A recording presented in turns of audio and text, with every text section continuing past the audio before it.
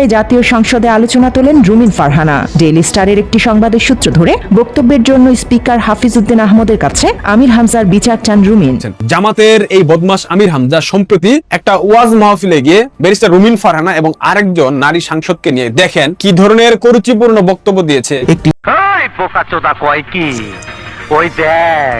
তিনি মানুষকে বোঝানোর চেষ্টা করেন, কিন্তু অনেক সময় সে কথাগুলো সঠিকভাবে উপস্থাপন করতে পারে না। এর একটি বড় কারণ হলো তিনি মাঝে মাঝে এমন কিছু কথা বলে ফেলেন যা সবার জন্য গ্রহণযোগ্য হয় না।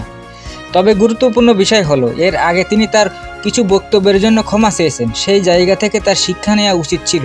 সব কথা সব জায়গায় সব মানুষের সামনে বলা যায় না, কারণ প্রত্যেকটা মানুষের একরকম নয়। বাংলাদেশের আলোচিত ইসলামী বক্তা ও কুষ্টিয়া ৩ আসনের সংসদ সদস্য মুফতি আমির হামজা সাম্প্রতিক সময়ে একের পর এক বিতর্কে জড়িয়ে পড়েছেন। তার বক্তব্য, রাজনৈতিক আচরণ এবং প্রকাশ্য মন্তব্য সব মিলিয়ে পরিস্থিতি এখন শুধু সামাজিক আলোচনায় সীমাবদ্ধ নেই, আইনি প্রক্রিয়াও শুরু হয়েছে।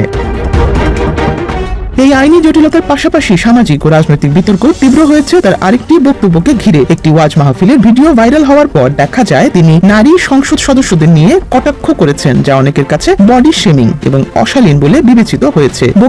এদিকে আমির হামজা নিজে এসব সমালোচনার জবাব কিছুটা এড়িয়ে যাওয়ার ভঙ্গি নিয়েছেন। তিনি দাবি করেছেন দীর্ঘ বক্তব্যের একটি অংশ কেটে নিয়ে প্রচার করা হয়েছে এবং তিনি কোন প্রেক্ষাপটে কি বলেছেন তা মনে রাখা সম্ভব নয়।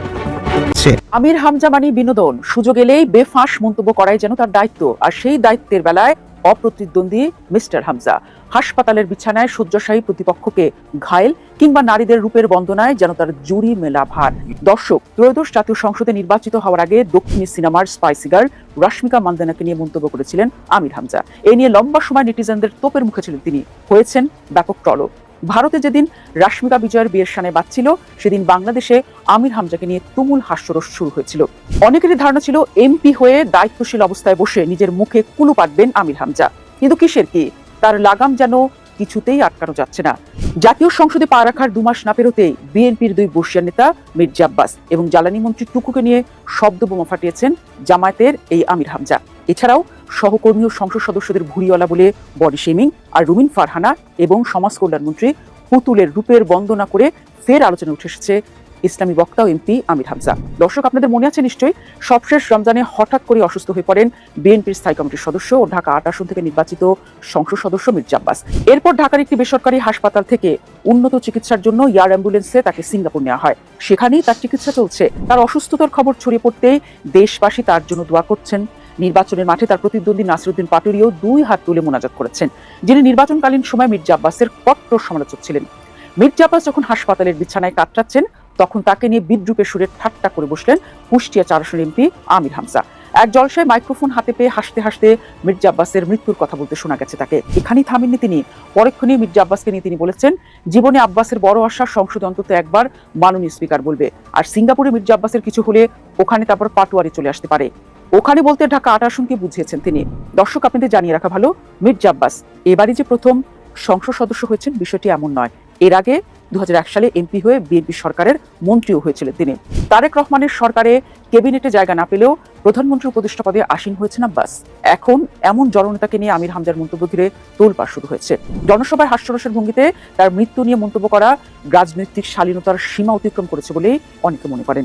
তবে দর্শক, নাম যখন আমির হামজা, তখন তো আর এক মির্জা আব্বাসকে নিয়ে মন্তব্য করে থেমে যাওয়ার কথা নয়। গত 26 মার্চ বীর মুক্তিযোদ্ধাদের সম্মান জানিয়ে একটি বক্তব্য দেন মন্ত্রী ইকবাল হাসান মাহমুদ টুকু।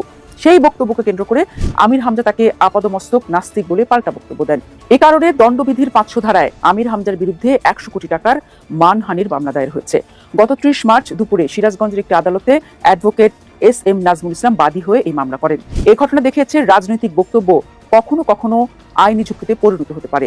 ব্যক্তিগত বা ধর্মীয় পরিচয় নিয়ে মন্তব্য করলে তা শুধু রাজনৈতিক বিতর্ক নয়, আইনি জটিলতাও তৈরি করতে পারে।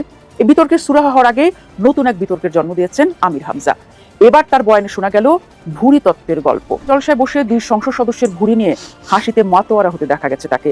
প্রকাশ্যে সংসদের সহকর্মীদের নিয়ে রীতিমতো বডি শেমিং এ মেতেছেন আরেক আইন প্রণেতা। পাশাপাশি ব্যারিস্টার রুমিন ফারহানা ও সমাজ কল্যাণ মন্ত্রী পুতুলের সৌন্দর্যের গল্প ধর্মপ্রাণ মুসল্লিদের শোনাচ্ছেন। তা নিয়ে জলসাতেই হাস্যরস শুরু হয়। সময় সময় আমির হামজার এমন বক্তব্য নিয়ে তার দল জামায়াত ইসলামীও অস্বস্তিতে পড়েছে। দলের পক্ষে তাকে সাবধান অর্থাৎ সংযুক্ত হতে বলা হলেও কোনো সুরাহা হয়নি। তার চেয়েও বড় প্রশ্ন হলো যে জনগণের ভোটে নির্বাচিত হয়ে তিনি সংসদে গেছেন, সেখানে সবার চিন্তা, মানসিকতা এবং গ্রহণযোগ্য করার ক্ষমতা ভিন্ন। একজন বক্তা হিসেবে তার দায়িত্ব আরও বেশি। তার মুখ থেকে বের হওয়া প্রত্যেকটি শব্দ অনেক মানুষ গুরুত্ব দিয়ে শোনে এবং অনুসরণ করার চেষ্টা করে। তাই তার উচিত কথা বলার ক্ষেত্রে আরও সতর্কতা ও সচেতন হওয়া। ভুল মানুষেরই হয়, এটা স্বাভাবিক, কিন্তু সেই ভুল থেকে শিক্ষা নেওয়া, নিজেকে সংশোধন করাই হলো সবচেয়ে বড় বিষয়।